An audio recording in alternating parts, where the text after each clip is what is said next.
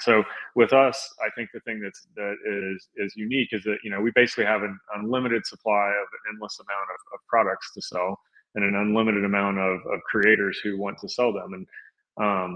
There's no way right now, really, unless you want to go to OnlyFans and sell videos.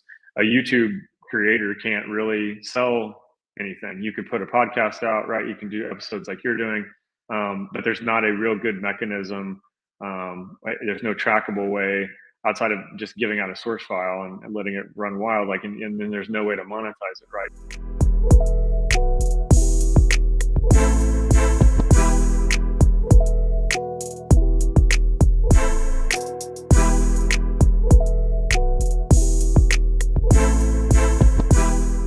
I mean, how does Book.io make money?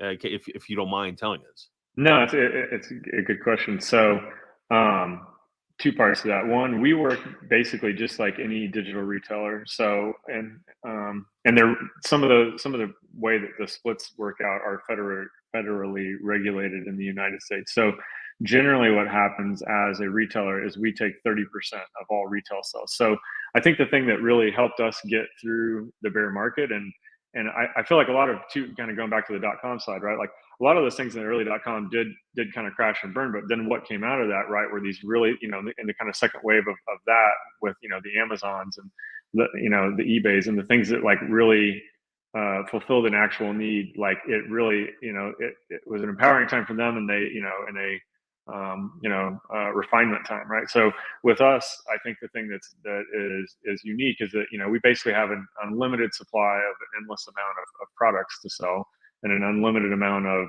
creators who want to sell them. There's no way right now, really, unless you want to go to OnlyFans and sell videos. A YouTube creator can't really sell anything. You could put a podcast out, right? You can do episodes like you're doing, but there's not a real good mechanism. There's no trackable way outside of just giving out a source file and letting it run wild. And then there's no way to monetize it, right? So with us, like we have, a built-in way where we're creating the platform, and that's how we're distributing it. So we have a product, supply. And so we looked at it very much as, more of a traditional, I'd almost say like a web 2.5 type of business where it's like, how do we use, a blockchain and decentralization, all these tools as infrastructure layer, but then still service like an actual product and have a real market fit for consumers to buy something. Oh, well, what do you know? An advertisement for a book just popped up. Book.io. Hey, there it is. All right. Well, yeah. Well, first of all, I gotta say, I mean, you guys do have some really cool covers. I like your covers.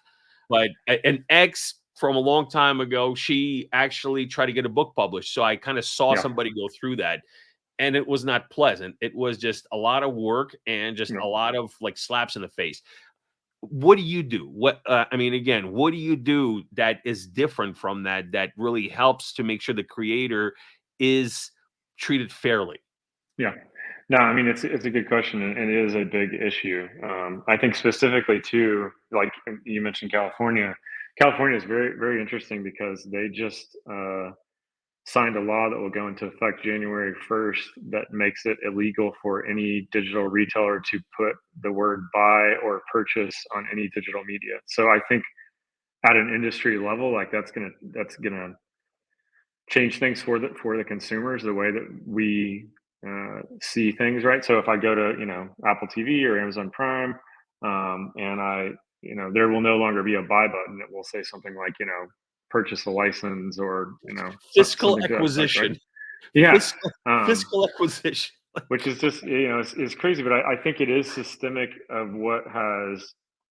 Because if you rewind back to the '90s when physical media was booming, it was a different time, right? Creators and artists like were empowered; they were making money on their actual art, and now we've gotten into this cycle where even like those smaller movie studios that you mentioned, like it's really difficult for a small studio to make money. It's basically impossible for a new music artist to make any money. Now if you have less than a thousand streams on Spotify, Spotify doesn't pay you anything, right? So I think what has happened is we've commoditized media to the point where we've devalued all media, and you can only then make money around the periphery of that. So it's almost like the actual art itself becomes this total loss leader, and effectively completely screws the creator. So unless you're at the highest tip top, you're Taylor Swift, you're not really making that much money on royalties. If you're not Stephen King, you're not making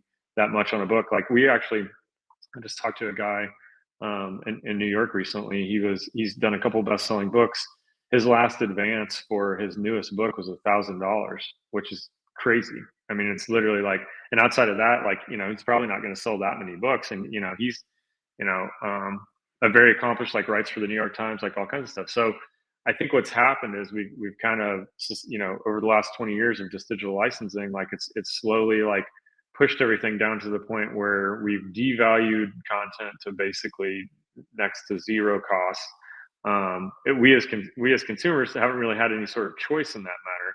And so I think something like what we're doing and reintroducing the idea of, hey, what if there's a finite supply? Because the thing with digital licensing is it basically created just an unlimited supply. And so if we just go back to the basics of law of supply and demand, well, if there's an infinite supply, then price collapses. And if we get that back in balance and we say, hey, maybe there is only 10,000 copies of this, maybe there is only 100,000 of this new album by a certain artist. Like now we're able to do a better job of even what happened back in the 90s when it was things were just blowing up, because we were paying for that media, and because we actually paid for that media, it produced more income, so that industry had more of a margin, so things weren't so tight and weren't so terrible, and artists were getting paid. And we want we very much, like, our stance kind of at the company is we want creators to get paid. We want them to have resources so that they can create more art and create more stuff.